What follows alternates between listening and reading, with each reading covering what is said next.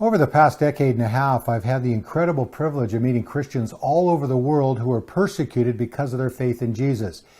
And due to security and other reasons, I don't often have the chance to really get to know them, although their stories are very impacting. But there are occasions when I do have that chance to spend some time with them and develop a bond and friendship. And one of those people that's real special to me is this lady here. This is Mrs. Lee. She's an elderly lady from North Korea. And I think when you hear her story, you'll understand why she is so special to me. I first met Mrs. Lee at Underground University, where North Korean defectors trained for ministry. Mrs. Lee was 85 when she received her diploma in 2015. Although she is Korean, she was born in China and would move to North Korea in 1954 when she was 24, along with her Korean husband and 2 daughters.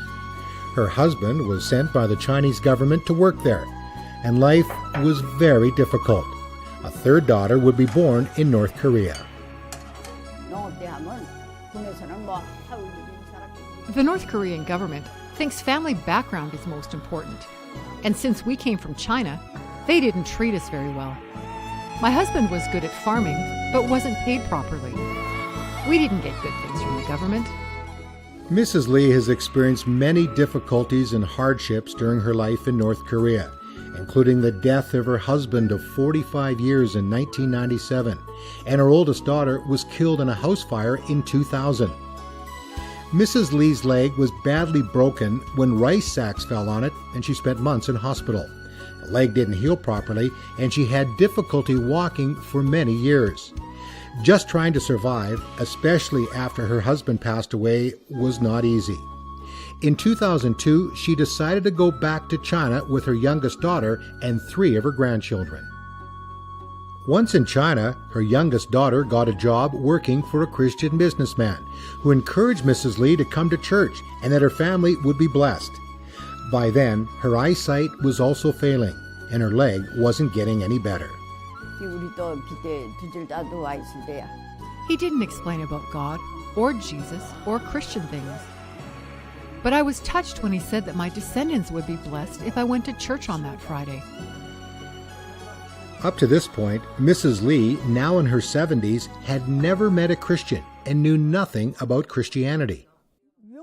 I had been in North Korea for 43 years, but I had never heard about Christianity or even the word Christianity. Mrs. Lee received a Bible from the church, but wasn't interested in going back to the services because she didn't understand what was going on. She actually thought it was kind of weird. But that didn't stop the people from the church from asking if they could come visit her. Again, she wasn't interested. During the Chinese New Year, they brought her a gift, and her heart softened. After a lady in the church explained the gospel to her and Mrs. Lee wanting to go to heaven, she began attending the church services on a regular basis and would give her life to Christ. Her life was so transformed, she would share her testimony in the church. She had never spoken in a public gathering before. When I shared my testimony in front of 100 people, I felt I was not sharing by my strength, but I felt God had me speak out in front of the people. I felt joy in my heart to share my testimony. From that point on, Mrs. Lee wanted to tell people about Jesus and what he had done in her life. She became devoted to reading the Bible.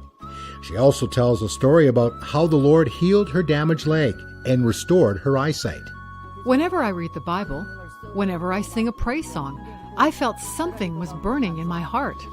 I couldn't fold my leg, but now I could, and I was shocked. I called my daughter to come and see me, and she said, "God has healed you. God really loves you." With a desire to share the gospel with North Korean defectors in South Korea, in 2010 she left China.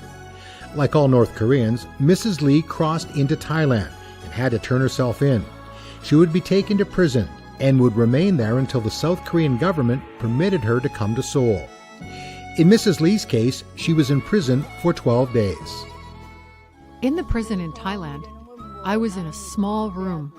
There were about 50 people there, and I preached, shared my testimony, and sang praise songs.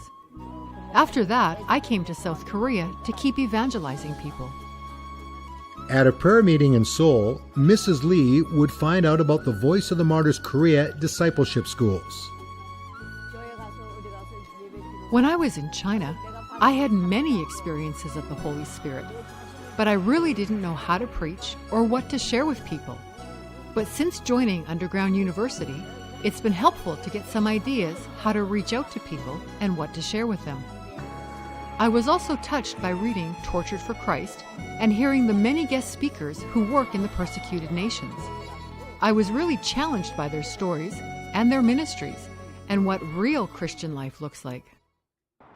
Mrs. Lee is very active in her ministry to North Koreans wherever they're found, including Seoul. On this occasion, she paid a visit to a lady who was battling depression. By the time she left, the lady was smiling and feeling a lot better. Mrs. Lee is grateful for the ministry God has given her in South Korea. Her heart still burns for the people of the North, especially because she still has family there.